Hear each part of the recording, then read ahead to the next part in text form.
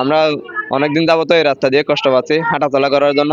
মুদানি জাফরের মানে সাড়া ভরের এখন ফসা দুর্গন্ধ লাগলে আর মানে কি টিকিনে বাড়ির বাঁচিনে বাড়ির।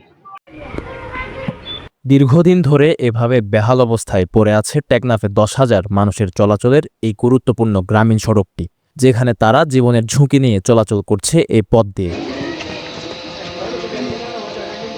টেকনাফের নীলা ইউনিয়নের লেদা মৌলভীপাড়া এলাকার এই সড়কটি গত 7 মাস ধরে চরম দুর্ভোগের কারণ হয়ে দাঁড়িয়েছে।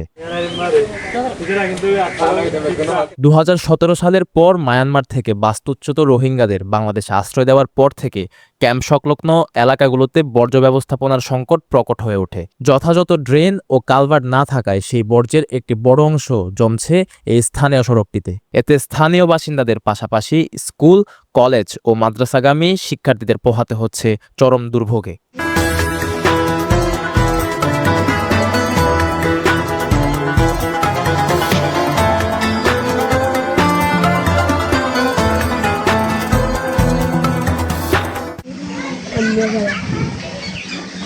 শুধু দুর্ভোগ নয়, বরং দুর্গন্ধ ও নোংরা পরিবেশের কারণে প্রতিদিন ভোগান্তিতে পড়ছেন সাধারণ মানুষ।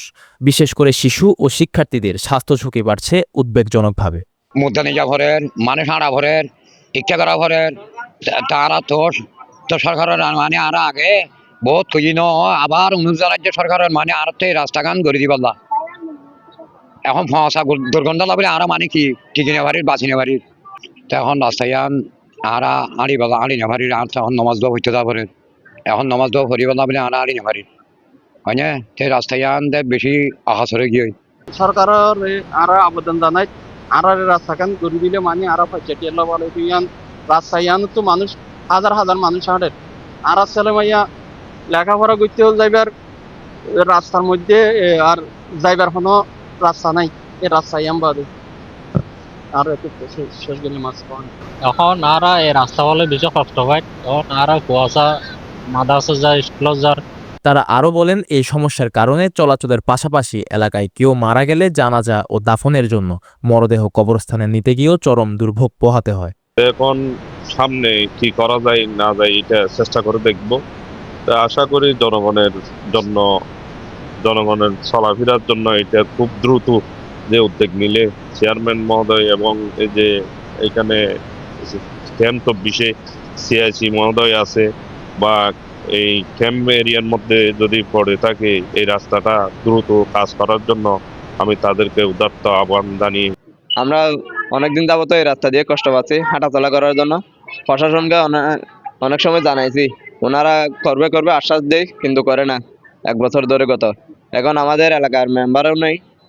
তারপর গিয়ে আমাদের চেয়ারম্যান মহোদয় একটা ভারপ্রাপ্ত আছে, ওনাকে অনেকবার জানাইছে আমাদের এলাকার গণ্যমান্য লোকেরা, উনি করবে বলে আশ্বাস দেয় কিন্তু করে না। এ বিষয়ে নীলা ইউনিয়ন পরিষদের ভারপ্রাপ্ত চেয়ারম্যান মোহাম্মদ আলী বলেন, বিষয়টি স্থানীয়দের মাধ্যমে জানতে পেরেছেন, তবে দ্রুত সংস্কারের জন্য তিনি সিআইসি ও আইআরসি এর সহযোগিতা কামনা করেন। সুতরাং আমি আপনাদের মাধ্যমে জেনেছি এবং এলাকার লোকজন আমাকে বলেছেন এই যে সমস্যাগুলো আমি সংশ্লিষ্ট সিআইসি এবং ত্রিপুরা রাশির সাথে কথা বলে এই বিষয়ে আমি দ্রুত পদক্ষেপ নেব বলে আমি চিন্তা করছি।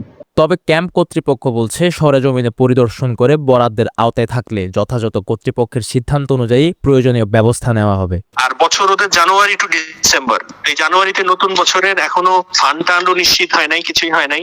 ওটা আমরা জানি, ওই রাস্তাটার কথা জানি, ওটা নিয়ে আমরা কথা বলছি। ফান্ড অ্যাভেলেবল হলে আমরা ওটা করে দিব বা যা ব্যবস্থা দরকার ওটা করে দিব। এখন এলাকাবাসীর একমাত্র প্রত্যাশা দীর্ঘদিনের এই জনদুর্ভোগ নিরসনে যত দ্রুত সম্ভব সরকার এই সড়কটি সংস্কার পূর্বক এখানকার এলাকার মানুষের জনদুর্ভোগ নিরসনের জন্য এখানকার স্থায়ী একটি সড়ক প্রস্তুত এবং পরবর্তী ব্যবস্থা গ্রহণের জন্য এখন এই এলাকার মানুষের এটি হচ্ছে সময়ের দাবি। আবু হুমায়দ, পেনোয়া নিউজ, টেকনাফ।